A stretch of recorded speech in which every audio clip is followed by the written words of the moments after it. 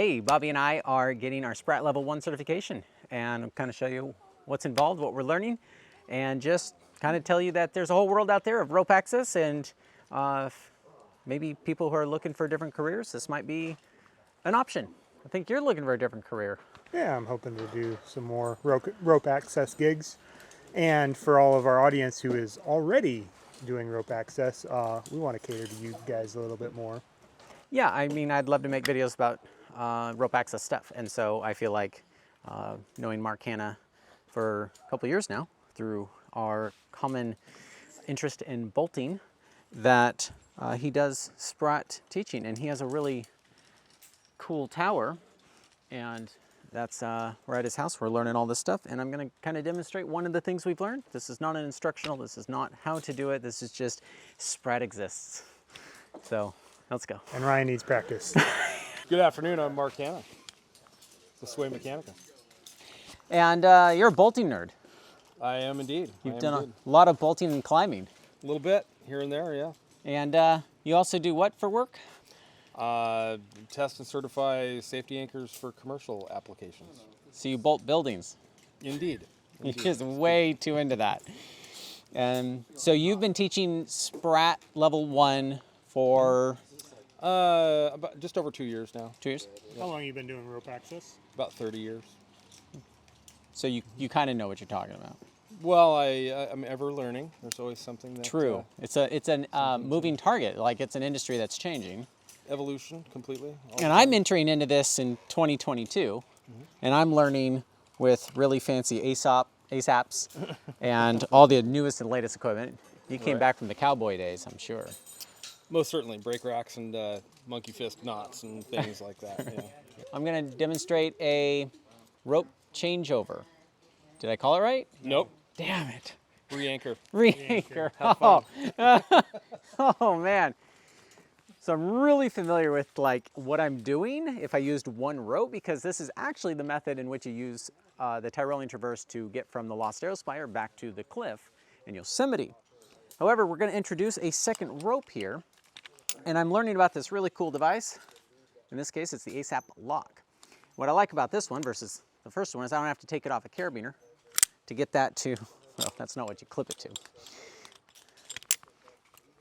to. What's cool about this is it slides up and rotates, but it also slides down and rotates, unless I click this lever, of course, and then it acts like an ascender.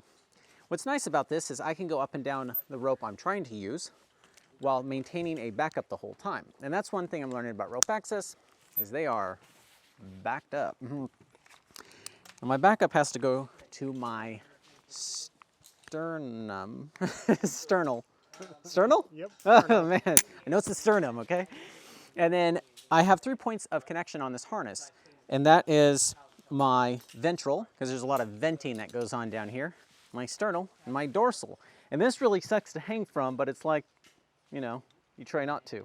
These are also connection points, but that's for like doing stuff we haven't covered in the class yet. That's not what I'm doing right now.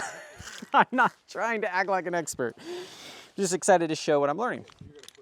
So this is the Kroll attached to a Delta Quick Link here, which attaches the top of my harness to the bottom via this carabiner. This carabiner, I'll show you, is an ANSI carabiner. ANSI is not like ants in your pants, but ANSI. And being ANSI certified means the gate is actually rated for a lot more than a normal carabiner. And that stuff gets cross-loaded all the time. So that carabiner is connecting the top of my harness, in this particular harness, to the bottom. And then I have this guy here, which is how I'm connected to this rope. Now in order to go up, I have to have another ascender, and my foot loop goes in that ascender. Now if you're used to big walling, or in the climbing world, then you're usually attached to the top ascender, and you have your foot loop in the bottom ascender, and you're standing up and throwing your top ascender up. But if you're used to caving, this might look very familiar to you. My foot goes here, and I feed it through my Kroll, which is right here at my ventral loop. And so I have to maintain this up, go like this, and I'm feeding the rope down rather than standing up through it. That's how I think about it. And that's what keeps it going. if that's between my legs, it actually goes really well. So I maintain my backup, and I go up this very short rope. You want to film me on the ladder, Bobby? So now that I'm at the top of my rope, I want to go through this loop of rope right here to get to the other rope that's over there. Instead of me rappelling 30 stories, taking the elevator and going down the next rope, just transfer over. So I have to put on a second backup. It's got to be clipped in 10 ways to Sunday. So I'm going to clip my backup to my sternal. Now, this ASAP is also the same thing where it'll roll down and roll up unless, oh, I never did show you this. If you fall, it catches you. Important detail, right? So, I put this ASAP here and take that. So it goes up and down unless I fall. Now I got to go down this rope to go up that rope. So I have a Petzl ID here, which is like a gree-gree on steroids. And so I'm going to take this other rope that's not my backup, it's the main one I'm working with, and I'm going to put it in here awkwardly. So I'm going to suck that up, and I want to wait on that. And I want to keep this up high, so I am got this free. I'm going to let that dangle for a moment. Release my kroll, close all my crap. And because I'm backed up here and it's up high and I'm on my descender, I can take this off, which I'm going to be using shortly. And now I am completely off these two strands in case somebody has to come rescue me, which is always a possibility. So now, that's called the belly. You do not want to end up in the middle of this thing, because you can't go up and you can't go down easily. So, I'm now going to start putting on my ascender in a way that faces the camera. Do I like that? So this is a thing in rope access, is you've got a lot of ropes going on here. I got to always maintain these two ropes. This is still keeping me safe. I'm rappelling, and now I'm trying to ascend this thing. So I'm just going to ascend as far as I can for now, and then I can take this secondary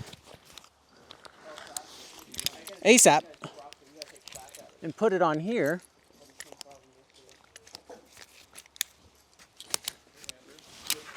Now I can start taking all this stuff off because I am backed up there. So I'll just go down a little.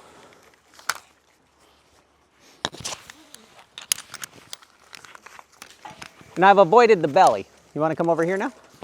These are not keeping me safe now. This is, and this is. Okay? So I'm trying to get on these two ropes now, which was my original goal. Now what I want to do is go up this a little bit more. So I'm going to put my, It's in between your legs. where I conveniently left it.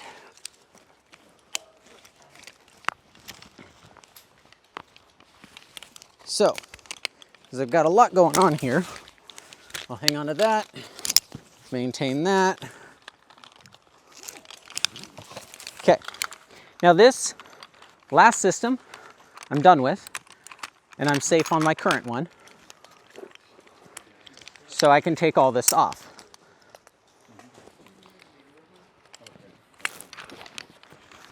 So now, since I have this in my hand, my goal is to get to this side. I could just put it on right now. I was worried about just falling down the rope, like the wire rope. When I unslipped, I was like, yeah, I better lock it or I'm going to lose it. So I shoved my backup up high in case it catches me. It's got a, what we call in climbing, a screamer or a shock absorber in here. I think this extends 6 feet, which is approximately how far I am off the ground right now. 30 inches. Is it 30 inches? Yeah. I might get caught before it catches me. So then I need to get on my gree-gree. Or, sorry, Petzl ID. It's the rig? Oh, I mean, the name's right on it. My Petzl rig here. Now, I am gonna cheat a little and I'm gonna stand up on my old system and get on my new system. So shove that up. And now I can get off this guy. I could get off of this guy. And I'm trying not to get tangled up in stuff. And then I can get off this guy. So now, these two strands that I just came up, I'm off of. And my two strands are clear.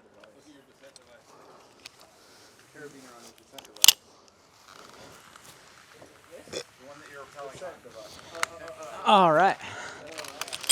Yeah, it's not a good idea to keep this dragging on the ground, but I'm also new.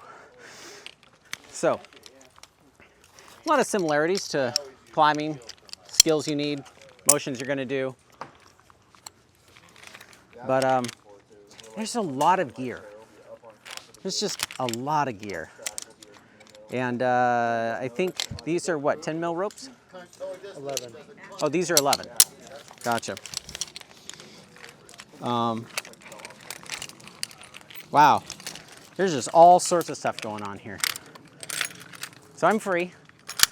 All my stuff's closed up. Don't want those hitting me in the shin.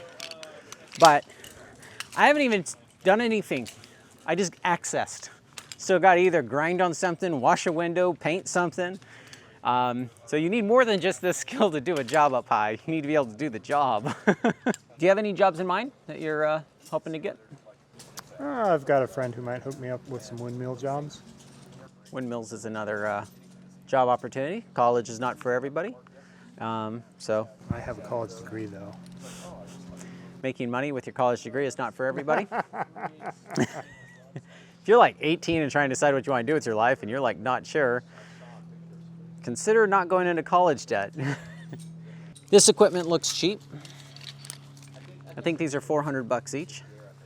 I think employers pay for that though, because employers want to make sure you're using the best and most updated and not worn out gear, and for them to maintain that, I think it's in their best interest to provide that. But either way, it is shocking how expensive all this is. If you're interested in seeing more content like this, we can definitely do more. Our friend Mark's wealth of info. We can bring other people in to teach. Let us know what you want to see. You have some IRATA friends as well. This is SPRAT. There's different organizations that certify. And we can break gear, of course, if you guys want to. This is expensive gear. Figure out how to like afford it. But I would love to drop test some of this stuff and see this stuff actually in action. I'm sure a lot of people who do this stuff use it for years without actually seeing it in action, which is probably the goal. Let us know what you want to see. What's your name? Andrew. And what do you do for a living? I'm a high-rise window washer. So you've been on ropes before, Yes. and like a lot.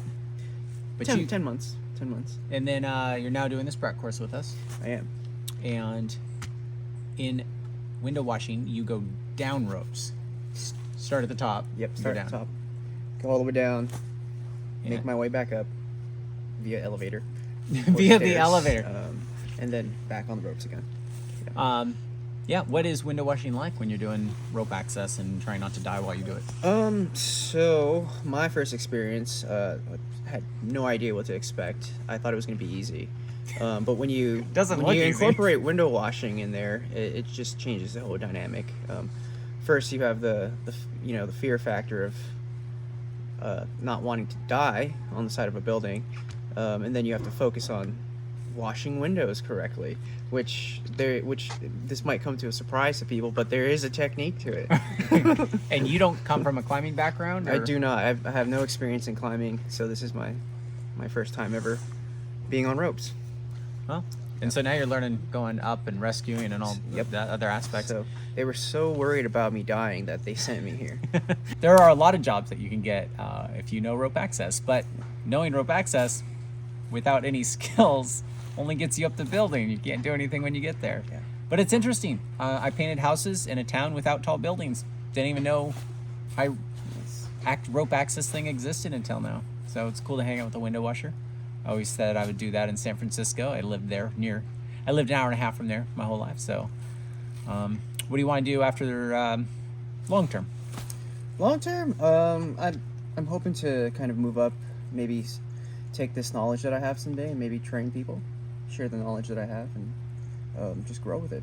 So Cool. I think it's pretty special that you're here because I'm a subscriber, so I was not expecting this, and I immediately recognized him, and I was like, oh my god. I used his channel for advice and help and guidance before Just as window and washing? during starting the window washing job because 'Cause you don't even climb outside. I did not. I was kind of just thrown into the weeds. They just said, "Here's the rope. Here's what you do, and here's a 10-gallon bucket that's just super heavy, and go on the side of the building and start doing what you do." And I'm like, okay, I think I might die, but yeah. So. Since we have a big mix of audience, it's kind of nice that Bobby and I are here learning SPRAT, so we understand a little bit more of what some of our audience does, and maybe we'll do some cool brake tests. Anybody got some ASAPs they don't want anymore? Cheers.